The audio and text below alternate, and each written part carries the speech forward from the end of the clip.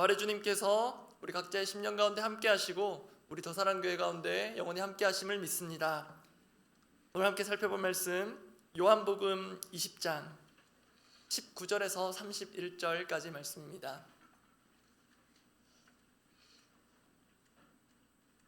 요한복음 20장 19절에서 31절 끝절까지 말씀, 제가 먼저 19절 읽겠습니다. 이날 곧 안식 후 첫날 저녁 때에 제자들이 유대인들을 두려워하여 모인 곳의 문들을 닫았더니 예수께서 오사 가운데 서서 이르시되 너희에게 평강이 있을지어다. 이 말씀을 하시고 손과 옆구리를 보이시니 제자들이 주를 보고 기뻐하더라. 예수께서 또 이르시되 너희에게 평강이 있을지어다. 아버지께서 나를 보내신 것 같이 나도 너희를 보내노라. 이 말씀을 하시고 그들을 향하사 숨을 내쉬며 이르시되 성령을 받으라. 너희가 누구의 죄든지 사하면 사하여질 것이요 누구의 죄든지 그대로 두면 그대로 있으리라 하시니라. 12 제자 중에 하나로서 디두모라 불리는 도마는 예수께서 오셨을 때에 함께 있지 아니한지라.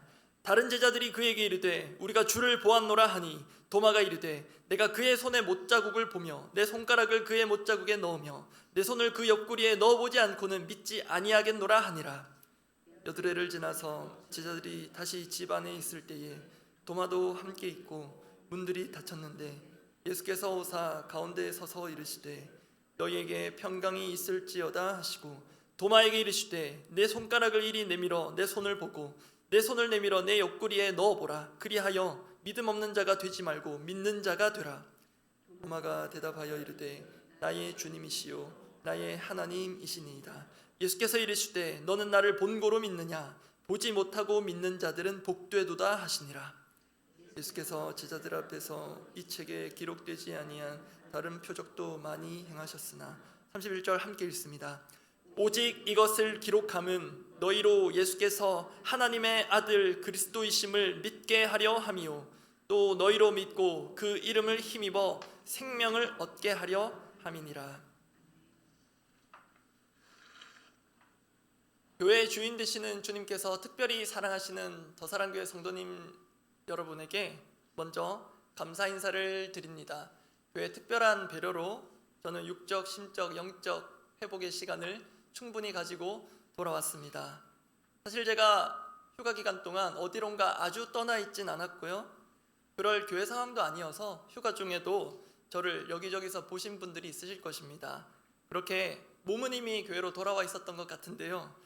잠시 나가 있었던 제 정신만 얼른 돌아오면 될 것 같습니다. 참고로 오늘 새벽에 나눌 본문과 메시지는 지난 3월 15일 주일 오후에 충북 단양에 차려진 빈소에서 있었던 김승종 집사님 부친상 그리고 김영선 집사님 시부상 그 위로 입관 예배 때 먼저 나눈 바가 있습니다. 참고로 그때는 설교문 없이 주시는 마음과 말씀을 그대로 전했습니다. 그때 메시지의 제목이 이랬습니다. 평강과 평강 사이에서. 그렇게 제목을 잡았던 이유를 지금 설명드립니다. 본문을 보면 부활하신 주님께서 제자들을 찾아오셔서 두 번의 평강의 인사를 건네십니다. 여기 오늘 본문 요한복음 20장 19절에서 21절 첫 세 구절인데요. 해당되는 부분만 보시겠습니다. 너희에게 평강이 있을지어다 19절, 그리고 21절 너희에게 평강이 있을지어다. 19절에서의 예수님 그리고 21절에서의 예수님은 동일합니다. 그리고 19절에서 하신 평강의 인사, 21절에 하신 평강의 인사도 토시 하나 다르지 않고 동일합니다. 그런데 부활의 주님께로부터 평강의 인사를 받은 제자들은 이 두 번의 평강의 인사가 매우 다르게 다가옵니다. 그 차이를 엄밀히 말하면 첫 번째 평강은 빈 평강입니다. 두 번째 평강은 반대로 참 평강이고 비어있지 않고 가득 차있다 해서 니은 받침의 찬 평강이기도 합니다. 그래서 어디에서 이런 차이가 발생했는지 오늘 본문을 통해 살펴보려고 합니다. 빈 평강에서 참 평강으로 우리가 가야 할 텐데요. 그 비결, 전환점은 부활의 주님을 보는 것입니다. 빈 평강에서 참 평강으로, 제가 준비한 자막을 부탁드립니다. 빈 평강에서 참 평강으로 넘어가는 중요한 전환점은 우리가 부활의 주님을 보고 또 말씀을 들음으로써 보는 것입니다. 부활의 주님께서 건네시는 평강의 인사가 본문 당시 제자들에게는 참 평강이 아니라 먼저는 빈 평강으로 다가왔습니다. 본문에서 확인되는 이유를 두 가지 정도 살펴봅니다. 하나는 시간과 관련되어 있고 다른 하나는 공간과 관련되어 있습니다. 오늘 보면 요한복음 20장 19절입니다. 19절 말씀 함께 한번 읽어보겠습니다. 이날 곧 안식 후 첫날 저녁 때에 제자들이 유대인들을 두려워하여 모인 곳의 문들을 닫았더니 예수께서 오사 가운데 서서 이르시되 너희에게 평강이 있을지어다. 유대인들의 시간 개념은 우리와 다릅니다. 정반대라 할 수 있습니다. 해의 출현을 기준으로 우리는 보통 일출로 하루가 시작된다 여깁니다. 그런데 유대인들은 또 성경을 보면 일출이 아닌 일몰이 하루의 시작입니다. 그래서 조금 전에 함께 읽었던 19절 앞부분 안식 후 첫날 저녁 때라는 것은 유대인들의 시간 개념으로는 안식일에서 다음 날로 넘어간 직후입니다. 여러분, 안식일은 말 그대로 안식을 누리라고 하나님께서 주신 선물 같은 날입니다. 그런데 이 안식일의 유효기간이 생각보다 길지 않아 보입니다. 오늘 우리로 치면 어제 보냈던 주일에 받은 은혜의 유효기간이 여러분에게는 얼마나 긴가요? 주일에 받은 은혜와 우리의 믿음의 결단이 분명히 있었는데 실제로는 월요일조차도 넘어서지 못할 때가 있습니다. 좀처럼 우리 직장인들에게 있는 또 주부들에게도 있을 우리 모두에게 있을 월요병을 극복하지를 못합니다. 여러분, 이것이 우리가 참 평강이 아니라 빈 평강을 누리는 시간적 한계입니다. 다시 오늘 본문 요한복음 20장 19절 봅니다. 제자들이 참 평강을 누리지 못한 두 번째 이유 확인합니다. 이번에 제가 읽어드립니다. 이날 곧 안식 후 첫날 저녁 때에 제자들이 유대인들을 두려워하여 모인 곳의 문들을 닫았더니, 이 모인 곳의 문들을 닫았더니, 여러분, 두려움에 사로잡혀서 도망쳐 보신 적 있습니까? 도망치고 싶다는 마음 들어보신 적 있습니까? 그래서 소속된 공동체 모두에게서 떠나고 싶은 마음 들어보신 적 있습니까? 두려움에 사로잡힌 자는 도망쳐 숨기 쉽습니다. 그렇게 자기만의 동굴 속으로 찾아 들어갑니다. 스스로 고립을 자초합니다. 그러다 보면 실제로 대인 깊이를 넘어 대인 공포가 엄습합니다. 이러한 상황에서 만약 부활의 주님이 제자들이 모인 그 집 문을 실제로 똑똑 노크 소리가 들린다 생각해 보십시오. 제자들 입장에서 반갑겠습니까? 무섭겠습니까? 이건 완전 공포 영화, 스릴러 영화의 한 장면에 비슷합니다. 그런데 여러분, 지금까지 살펴본 두 가지, 이것은 일종의 증상들입니다. 제자들이 보이고 있는 그 증상의 근본 원인을 요한은 정확하게 말합니다. 요한복음 20장 19절 말씀을 제가 다시 읽어드립니다. 요한복음 20장 19절입니다. 이날 곧 안식 후 첫날 저녁 때 제자들이 유대인들을 두려워하여, 그 다음 구절 자막 보여주시면 되겠습니다. 유대인들을 두려워하여, 이게 증상의 근본 원인입니다. 안식일의 유효기간이 생각보다 길지 않았던 것, 스스로 제한된 공간에 갇혀있기를 자초했던 것, 제자들이 유대인들을 두려워했기 때문입니다. 그러면 그들은 왜 유대인들이 두려웠을까요? 오늘 본문 시점에서 며칠 전 유대인들이 예수님을 죽였기 때문입니다. 그러면 여러분, 상식적으로 생각할 때 자연스럽게 그 다음은 누구 차례겠습니까? 예수님을 따른 제자들입니다. 유대인들이 이제 자신들을 죽일 것 같습니다. 그래서 지금 그들은 죽을 것 같은 두려움에 사로잡혀 숨어 있습니다. 그러다 보니 부활의 주님이 지금 오셔서 너희에게 평강이 있을지어다 하시는데, 그 평강은 제자들에게 빈 평강이 되어버립니다. 실체로 다가오신 부활의 주님은 제자들에게 있어 허상이 되어버립니다. 결국 우리 인간이 느끼는 두려움의 근본 지점은 죽음입니다. 죽음의 문제가 해결되지 않은 자는 두려움에 사로잡힐 수밖에 없습니다. 그렇게 되면 그 결과 중 하나가 오늘 본문에서 확인되는 대로 평강이 사라집니다. 참 평강이 아니라 빈 평강만 남아서 불안과 초조함 속에 살아갑니다. 그것이 지금 우리가 살고 있는 불안 사회입니다. 그런데 여러분, 우리에게 복음이 있습니다. 부활하신 주님은 그렇지 않습니다. 죽음을 겪으셨고 피하지 않으셨고 그 죽음을 이기셨습니다. 그래서 그분은 죽음의 두려움에서 자유로우신 유일하신 분이십니다. 그래서 부활하신 주님이야말로 참 평강의 주인이시자 두려움에 사로잡힌 우리들에게 참 평강을 주실 수 있는 유일한 분이십니다. 그 죽음을 이기시고 부활하신 예수님께서 두려움에 사로잡힌 제자들을 찾아오사 건네신 첫 마디가 우리 이미 확인했습니다. 너희에게 평강이 있을지어다. 우리네 문화로 옮기면 안녕하세요입니다. 샬롬이라는 인사거든요. 이게 제자들아 안녕. 누군가 여러분 3일간 잠적하고 나타나도 안녕하지 못할 텐데요. 예수님은 3일간 실제로 죽으셨다가 부활하사 나타나셨습니다. 여러분 제자들 안녕 인사하는 예수님 인사가 제자들 입장에서 정말 안녕으로 다가오겠습니까? 그런데 제자들이 안녕하지 못했던 이유가요, 부활하신 예수님의 평강의 인사가 우리가 의미 없이 하듯 안녕하세요 빈말이나 인사치레였기 때문이 아니라 그들이 부활하신 주님께서 직접 찾아와서 건네시는 참 평강을 그대로 받을 만한 상황이 못 되었기 때문입니다. 두려움. 여러분 이거 아십니까? 우리 사람이 전지전능하신 하나님보다 더 능력이 있는 부분이 있습니다. 그것은 하나님께서 아무리 평강을 주시려 하고 은혜를 주시려 해도 우리가 안 받겠다라고 작정하면 하나님 못 주신다는 것입니다. 그 단적인 예가 요한계시록 3장 20절 말씀입니다. 요한계시록 3장 20절 말씀 유명한 말씀인데 우리 함께 한번 읽어보겠습니다. 볼지어다 내가 문 밖에 서서 두드리노니 누구든지 내 음성을 듣고 문을 열면 내가 그에게로 들어가 그와 더불어 먹고 그는 나와 더불어 먹으리라.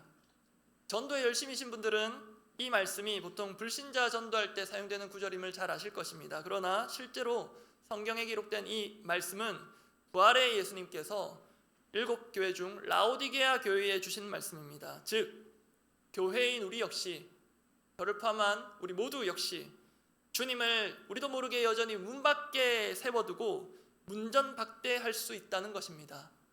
그래서 보라고 하십니다. 볼지어다 내가 지금 문 밖에 서서 두드리고 있다. 봐달라, 들어달라 예수님 말씀하십니다. 그런데 여러분 우리 주님 문 열 능력이 없으십니까? 오늘 보면처럼 제자들 숨은 곳 가운데 서실 수 있는 분입니다. 우리 주님 도어락 비번을 몰라서 우리만 가운데 못 들어오십니까? 그런데 우리가 문을 안 열어드리면 안 들어오십니다. 그것은 우리를 향한 존중과 배려이십니다. 오늘 본문에서 두려움에 사로잡힌 제자들에게 있어서, 그리고 그들과 구체적 상황은 다르지만 여전히 두려움과 불안에 휩싸인 우리라면 어제 우리 가운데 임재하시고 말씀으로 선포되신 부활의 예수님은 여전히 헛것에 불과합니다. 너희에게 평강이 있을지어다. 제자들 안녕? 잘 있었니? 극도의 두려움에 사로잡힌 이들에게는 이러한 평강의 소리는 헛소리에 불과합니다. 그래서 부활하신 능력의 예수님께서 선사하시는 이러한 참 평강도 두려움에 사로잡혀버린 사람은 빈평강으로 치워버릴 수 있는 어마무시한 능력이 있습니다. 그런데 여러분 다행히 이러한 빈평강을 참 평강으로, 꽉 찬 평강으로 듣고 받게 되는 중요한 전환점이 오늘 본문에 있습니다. 오늘 본문 요한복음 20장 19절에서 21절 말씀을 다시 봅니다. 그 전환점이 바로 20절인데요. 제가 읽어드립니다. 이 말씀을 하시고 손과 옆구리를 보이시니 제자들이 보고 주를 보고 기뻐하더라. 이것이 중요한 전환점입니다. 제자들이 주를 보고 기뻐하더라. 여러분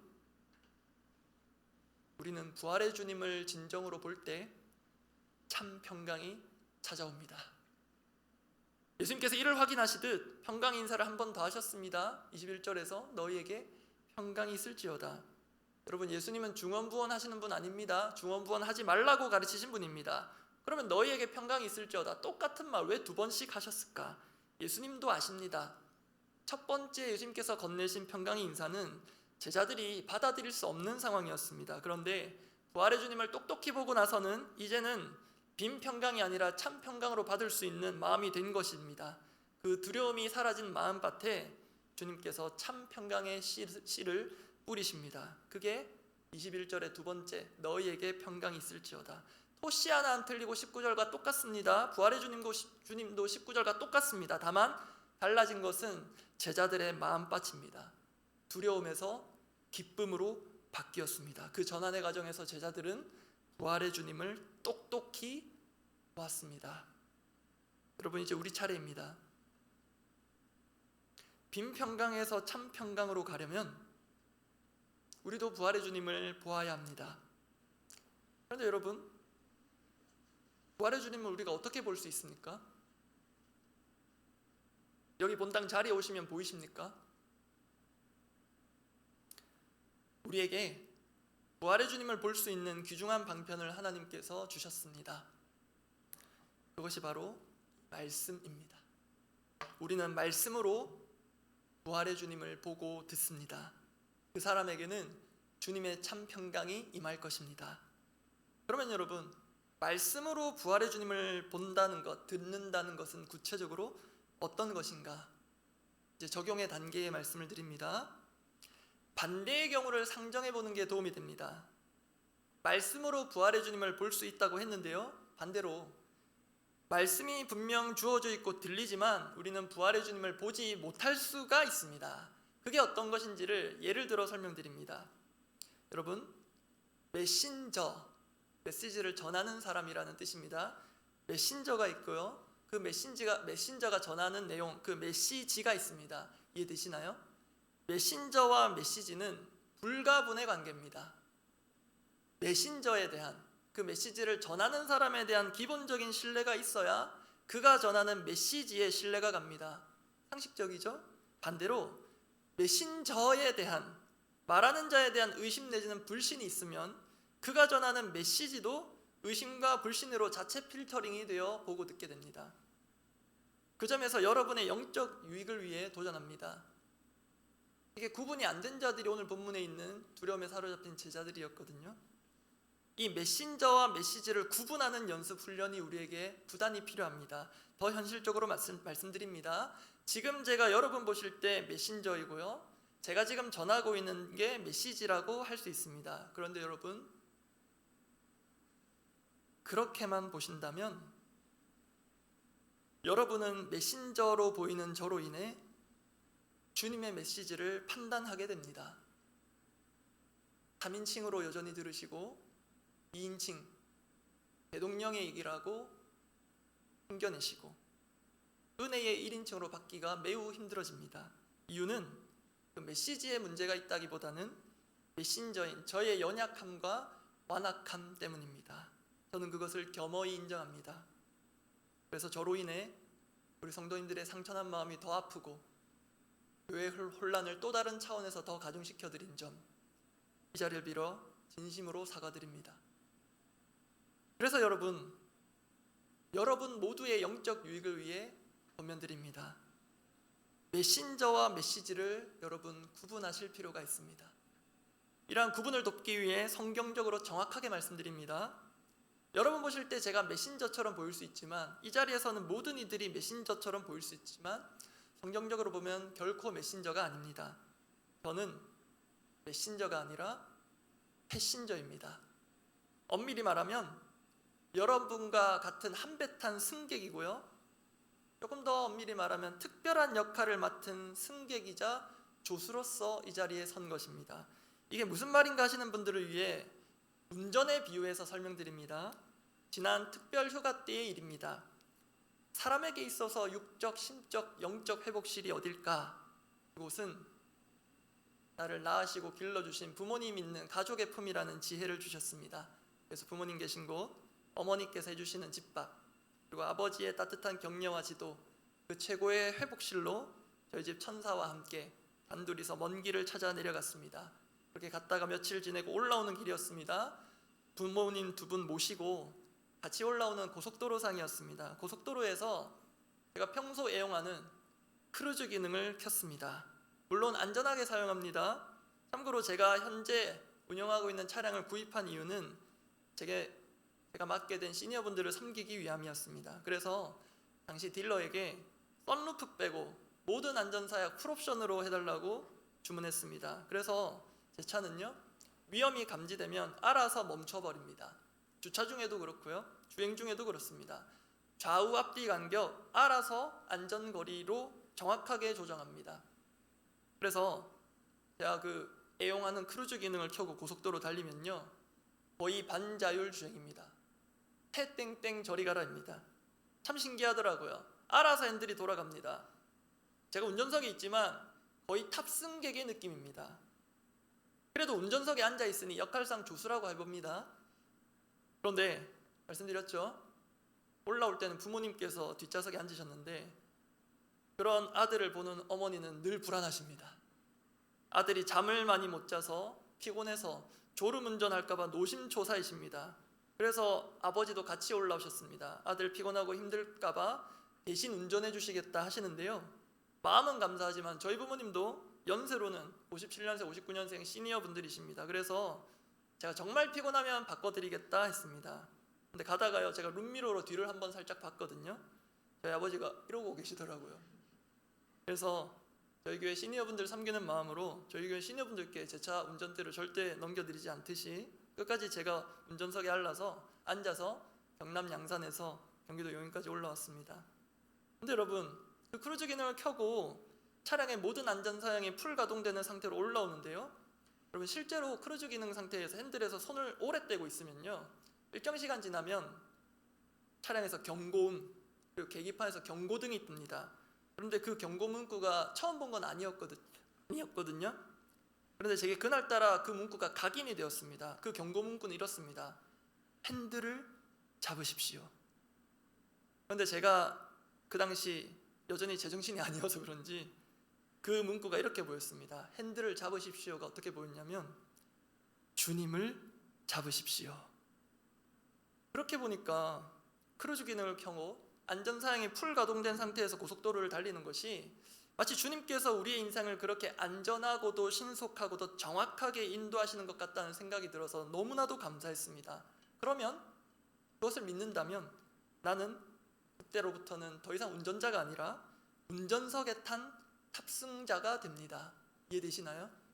그런데 문제는 가만두면 알아서 방향을 잡고 좌우로 도는 핸들에서 손을 너무 오래 떼고 있으면 경고음, 경고등이 뜹니다.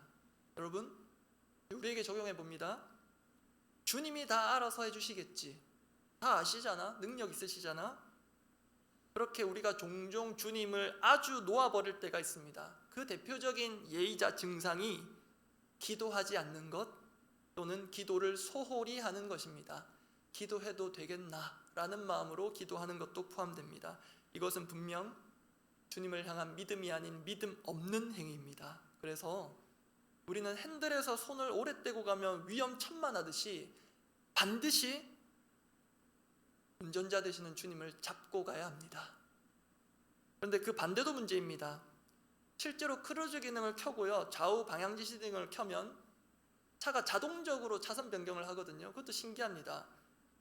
일단 방향지시 등을 좌측 깜빡이를 켜면요, 차가 간을 봅니다. 왼쪽에 위험한지 가도 되는지 잠시 멈춰서 간을 보고요, 차선 변경을 해도 되겠다 싶으면은 그때부터 알아서 안전하게 차선을 변경하고 쭉 직진합니다. 그런데 그때 제가 핸들을 잡되 너무 세게 잡아버리면요, 그 자동 차선 변경 기능이 바로 해제가 돼버립니다. 그때부터는 제가 수동으로 사이드 미러를 보면서 차선 변경을 해야 됩니다. 그런데 여러분, 그 미묘한 손올림의 차이가 있습니다. 주님이 우리 인생의 운전석에 앉으셔서 직접 운전해 주심을 경험하면 참 신기하고 감사합니다. 그래서 우리는 믿음으로 그 주님을 적당하게 살포시 붙잡기만 하면 되는데요, 때로 너무 세게 잡아버립니다. 내가 운전해야 안전할 것처럼. 마치 이런 식입니다. 주님은 지금 오른쪽으로 가려고 하시는데 내가 너무 힘줘. 주님, 아니에요, 지금 왼쪽으로 가야 돼요. 막 왼쪽으로 돌려버리는 것입니다. 또 이런 경우도 있습니다. 주님은 천천히 가라 하시는데 저는 풀악셀을 밟아버립니다. 스릴 있잖아요. 다 추월하면 앞장서는 것 같고, 이게 경쟁사회에서 우리가 그렇게 물들어 버린 것입니다. 그리고 지금은 끼어들면 안 되는데 괜찮아요, 지금이에요, 다 이렇게 해요. 그렇게 세상 사람들과 똑같은 수준으로 우리 인생을 운전해 갑니다. 확 끼어들어 버리죠. 그렇게 분명 주님은 한 차에 타고 계십니다. 실은 주님께서 운전자 되십니다. 그런데 주님 입장에서 보면 함께가 아니죠. 운전석에서 탑승자인 제가 감히 주님을 밀어내고 그런 주님을 향한 불신에 가까운 태도로 제가 운전대를 잡아야 더 안전합니다. 주님 운전 잘 못하시잖아요. 이 땅에 오셔서 운전해 본 적 없으시잖아요. 차도 한번 구경도 못 하셨잖아요. 이건 제가 더 전문가입니다. 그렇게 우리 각자가 운전석에 들어앉아 내가 주인이 되어 내 인생으로 내 방향으로 내 마음대로 내 속도대로 그렇게 내 인생을 이끌어가고 있을지 모릅니다. 여러분 그때 저는 깨달았습니다. 주님, 저는 메신저가 아니라 패신저입니다. 단 운전석에 앉아있는 패신저이기에 저는 더 착각하기 쉽습니다. 그래서 그날 이후로 더욱더 스스로에게 선포합니다. 나는 메신저가 아니라 패신저다. 주님이 주시는 말씀의 방향을 승객들과 똑같은 마음과 자세로 듣고 그 주님께 살포시 내 손을 얹고 내 몸과 영혼을 통과하여 지나가는 이 생명의 말씀을 저는 그대로 성도님들께 전하기만 하면 됩니다. 결국 그것은 저도 한 사람의 승객으로서 유일한 메신저이신 주님의 말씀을 우리 모두가 함께 듣는 것으로 시작되고 함께 듣는 것으로 완성됩니다. 그래서 여러분 저의 역할은 상당히 독특합니다. 누군가 언뜻 보면 메신저처럼 보일 수 있지만 다시 말씀드립니다. 저는 전함으로써 동시에 듣는 패신저입니다. 그 점에서 여러분과 저는 똑같습니다. 저도 듣는 자입니다. 부활의 주님의 말씀을 지금도 듣고 있습니다. 경청과 순종의 자세로 들은 것이 있어야 전할 수 있는 패신저입니다. 그래서 제가 만약 들은 거 없이 또는 들은 게 없으면서도 들은 것처럼 전하면 저는 결국 거짓 선지자로 판명될 것입니다. 그렇게 되면 제가 스스로 언젠가는 더사랑교회라는 차량에서 내리든 주님께서 언젠가는 그런 거짓된 저를 강제 하차시키실 것입니다. 여러분 꽤 길게 돌아왔습니다. 새벽에 오시는 분들은 충분히 이해하셨으리라 믿습니다. 메신저와 메시지를 구분할 필요가 있다는 점에서 이해를 돕기 위해 저의 실제 예를 언급했습니다. 여러분 부활의 주님을 보아야 부활의 주님의 말씀을 들어야 우리 삶과 영혼의 참 평강이 찾아옵니다. 그런데 여러분 만약 이 시간 어제 부활주일에 이어 오늘도 부활의 주님이 지금도 우리에게 참 평강을 선사하시고자 말씀으로 우리에게 찾아오시는데 그 부활의 주님을 보고 듣는 것이 아니라 패신저에 불과한 저를 여전히 메신저 수준으로 격상하여 보신다면 그래서 이 메신저가 가지는 고질적인 약함과 악함으로부터 나오는 의심과 불신에 여전히 여러분의 마음이 그 시선이 갇혀 계신다면 여러분은 오늘도 부활의 주님께서 친히 주시는 평강의 메시지를 놓칠 우려가 있습니다. 참 평강이 아니라 빈 평강으로 받을 위험이 있습니다. 바로 오늘 본문에 있는 제자들처럼 말입니다. 그래서 당부드립니다. 다시 말씀드립니다. 부활의 주님을 보아야 부활의 주님의 말씀을 들어야 우리에게 참 평강이 찾아옵니다. 이미 말씀드렸습니다. 그걸 방해하는 최대이자 최악의 걸림돌이 1차적으로 제가 될 수 있습니다. 그런데 2차적으로는 우리 모두가 걸림돌일 수 있습니다. 여러분 메신저는 부활의 주님 한 분뿐이십니다. 저는 메신저가 아니라 패신저입니다. 좀 더 엄밀히 말하면 우리 성도님들의 안전하고 은혜로운 신앙의 여행을 돕는 스튜어드, 승무원 같은 패신저입니다. 우리의 유일한 최고의 기장, 선장, 우리가 믿고 몸과 영혼을 맡길 수 있는 유일한 인생의 베스트 드라이버는 우리 교회의 베스트 드라이버는 예수님 한 분뿐이십니다. 여러분이 그분을 분명히 보고 그분의 말씀을 분명히 들을 수 있어야 빈 평강이 아닌 참 평강이 찾아올 것입니다. 그래서 여러분 앞으로는 이 자리에 제가 있든지 설교의 대가가 서시든지 목양의 대가가 서시든지 아니면 여러분이 따로 매주 매일같이 찾아듣는 명설교자가 이 자리에 와서 서시든지 여러분은 그 사람을 절대로 메신저로 여기지 않으시기를 간절히 당부드립니다. 실은 패신저인 그 사람을 메신저로 보는 우를 범하지 마시기 바랍니다. 그도 저도 우리 모두가 같은 패신저임을 알고 참되시고 유일한 부활의 주인이시자 부활 자체이시고 메신저이자 메시지 자체이신 부활의 주님을 바라보실 수 있기를 바랍니다. 어제의 부활주일의 주님은 오늘도 여전히 부활의 주님이시며 우리 가운데 생명의 말씀으로 찾아오십니다. 너희에게 평강이 있을지어다. 안녕. 그 안녕의 인사를 건네십니다. 그렇게 주님은 어제나 오늘이나 동일하신데요, 그러나 우리는 밤새 안녕할 수도 있고 안녕하지 못할 수도 있고 말 그대로 밤새 영원히 안녕해버릴 수도 있습니다. 어젯밤에 천둥번개가 요란하게 치는 것 보고 들으셨습니까? 저희 집 천사와 인형이 무섭다고 합니다. 그래서 제가 침대에 누워서 평소 늘 하던 대로 기도하자고 했습니다.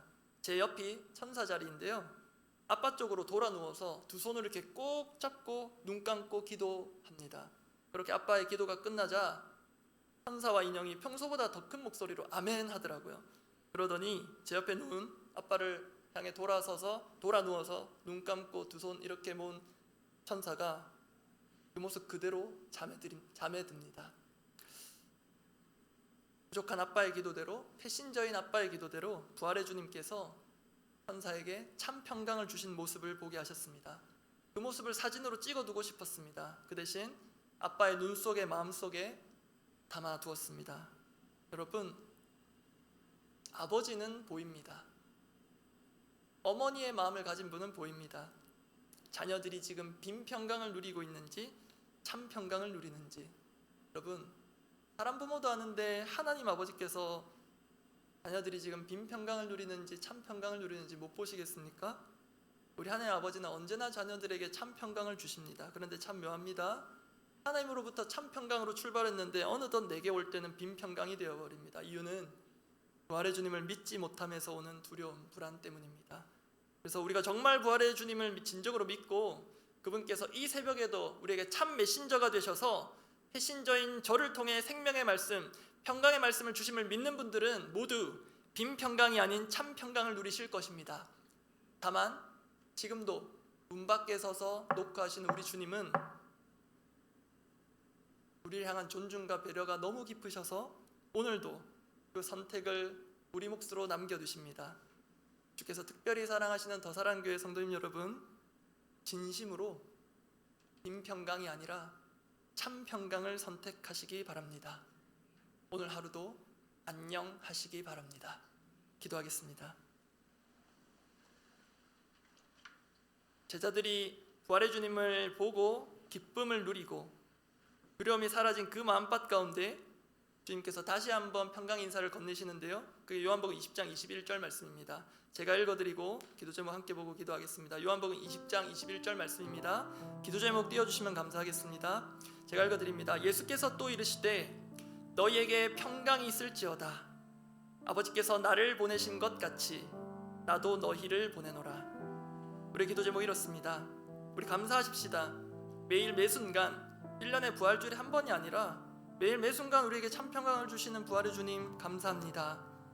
그리고 그 참 평강이 우리에게도 필요하지만 지금도 필요한 이들에게 주시고자 오늘도 우리를 보내심을 믿습니다. 지금도 여전히 두려움에 휩싸인 자들에게 우리 모두를 평강의 패신저 삼으사 부활의 주님만이 주시는 참 평강이 세상 곳곳에 전해지게 하옵소서. 우리 마음으로 함께 기도하겠습니다.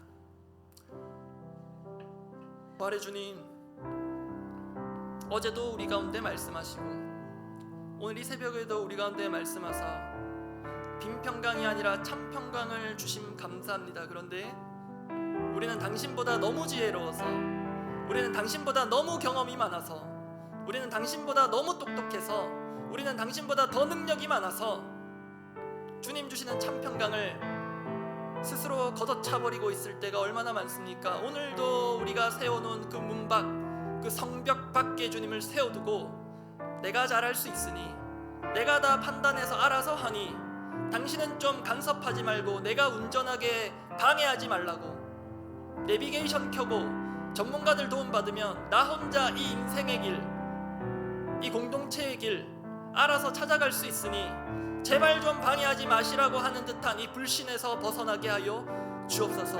그 불신으로 말미암는 두려움에서 벗어나게 하여 주옵소서. 오늘도 다시 한번 부활의 주님 우리 각자를 찾아오사 사람이 메신저가 아니라 우리 모두는 패신저요, 또 주님의 말씀을 듣고 경청과 순종의 자세로 듣고 우직하게 순종할 뿐인 주님과 한 배 탄, 한 비행기 탄, 한 차에 탑승한 승객임을 알게 하시고 그 주님만이 주시는 쾌적하고도 안전하고도 신속하고도 정확한 그 여정에 믿음으로 올라타 주님을 믿음으로 겸손하게 붙드는 우리 모든 더사랑교회 성도들 되게 앞서서 그런 성도들에게 빈 평강이 아니라 꽉 찬 평강, 흘러 넘치는 평강, 그 참된 평강을 허락하여 주옵소서. 우리 공동의 기도 제목을 두고 기도하겠습니다. 하나님께 구하라 그리하면 주시리라, 이 말씀 붙들고 기도할 텐데요, 우리 주님만이 주시는 참 평강을 누리게 하사 우리 마음을 장악한 두려움이, 언제든 엄습해 오려고 하는 그 두려움이 물러나게 하옵소서. 빛이 오면 어둠이 자연스레 사라지듯 빛 같은 평강의 주님께서 우리 마음 가운데 자정하사 우리 마음속 모든 두려움을 밀어내 주옵소서 기도하기를 원합니다. 그리고 영화부 공간 인테리어 작업이 거의 이제 막바지, 이제 내부를 꾸미고 단장하고 이제 장착하는 과정들이 남아 있습니다. 정말로 우리 영화부 공간이 평강의 공간 되기를 원합니다. 우리 영혼의 산실이자 육아에 지친 부모들이 회복하는 육적, 심적, 영적 회복실이 되기를 원합니다. 그 마음으로 축복하고 기도해 주시기 바랍니다. 그리고 어제 주보에 공식적으로 실진 않았지만 2기 제자훈련생들과의 간담회가 있었고요, 그 뜻을 모은 결과가 아쉽지만 2기 제자훈련의 개강 시점을 2027년도로 연기하기로 했습니다. 지금 훈련생들의 마음속에 어떤 분은 안도하실 수도 있겠지만 적지 않은 분들이 아쉬움, 상실감이 있습니다. 그런데 우리 귀한 2기 제자훈련생 분들께도 주님의 말씀으로 권면드립니다. 사람 인도자가 훈련 인도자가 아니라 그 역시 패신저이고요, 2기 훈련생 여러분들의 참된 훈련 인도자는 부활의 주님이십니다. 그 주님께서 친히 훈련 인도자가 되어주시는 2027년도 그때 시작하는 훈련이 아니라 이미 여러분의 훈련은 시작되었습니다. 그것을 믿고 2026년을 의미 있게 주님을 따라가며 주님의 본을 보고 배우시기를 바랍니다. 그래서 여러분, 여제자반 6명 훈련 대기자일 수도 있고, 어떤 분들에게는, 어떤 믿음의 사람들에게는 이미 훈련이 시작된 분들일 수도 있습니다. 우리 직장 제자반 9명 일부러 이름들을 다 가져왔습니다. 한 분 한 분 이름 올려드리며 1년 뒤로 훈련을 미룬 사람들이 아니라 이미 우리의 참된 훈련 인도자이신 주님의 본을 보고 따르기로 결단하여 당장 지금부터라도 주님과 나의 훈련이 시작되었음을 믿고 그 길을, 주님께서 이끌으시는 길을 탑승객이 되어 따라가겠노라 결단하는 우리 총 15분의 2기 훈련생 되도록 축복하며 위로하며 기도해 주시고 각자 기도하고 돌아가시기 바랍니다. 기도하겠습니다. 하나님께 구하라 그리하면 주시리라. 누구든지 지혜가 부족하거든 후히 주시고 꾸짖지 아니하신 하나님께 구하라 그리하면 주시리라 말씀 외우면서도 내가 지혜가 부족함을 인정하지 않다 보니 주님께 여전히 지혜를 구하지 않습니다. 내게 있는 경험과 지식을 쥐어짜내어 지혜롭다고 주님 앞에 꺼내놓지만 주님 앞에 바람 불면 날아갈 겨 같은 지혜를 여전히 자랑하고 우쭐대는 우리의 이 치명적인 교만을 꺾어 주옵소서.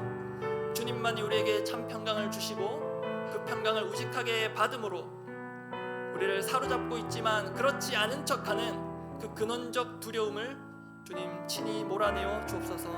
우리 영화부 그 공간을 마련하기까지 정말로 쉽지 않은 고생과 고생의 연속이었음에도 하나하나 하나님 주신 비전에 따라 그 공간을 친히 이루어 가심을 보게 하심 감사합니다. 또 그 일에 수고하시는 우리 영화부 간사님과 부장님과 감사 위원장님과 여러 교사들 또 함께 기도로 또 물질로 물심양면으로도 우리 모든 공동체의 수고를 주님 기억하여 주시고 우리 영화부실이 평강의 공간 되게 하시오고 새로운 영혼들이 태어나는 산실이자 육아에 지친 부모들이 육적, 심적, 영적으로 회복되는 회복실이 되도록 주여 그렇게 축복하여 복내려 주옵소서. 주님, 이게 제자훈련생들 주님 정말로 누구보다도 뜨거운 마음으로 기대와 설렘을 가지고 훈련이 언젠가는 시작되리라 빨리 시작되기를 고대했지만 결론적으로는 내년으로 미루게 되었습니다. 이것이 마음의 상실과 아픔과 안타까움으로 자리 잡지 않게 하여 주옵소서. 믿음으로 사람 인도자가 좌지우지하는 훈련이 아니라 부활의 주님께서 이미 훈련을 시작하셨고 이 훈련은 수료가 없고 평생 이루어지는 것을 보게 하사 그 누구도 내가 제자 훈련을 받았노라고 우쭐하지 않게 해주십시고 수료한 모든 이들도 여전히 훈련의 여정 가운데 있음을 알고 지금도 운전대를 잡고 우리의 인생을 이 신앙의 여정을 이끄시는 주님 앞에 겸손히 그 자리를 내어드리고 내려와 주님의 인도하심을 따라가는 모든 수료생들 또한 훈련을 대기하는 선을 넘어서 시작하기로 결단하는 우리 은혜로운 믿음의 결단이 있도록 우리 훈련생 한 분 한 분 주님 붙들어 주시고 훈련의 여정을 이끌어 주옵소서.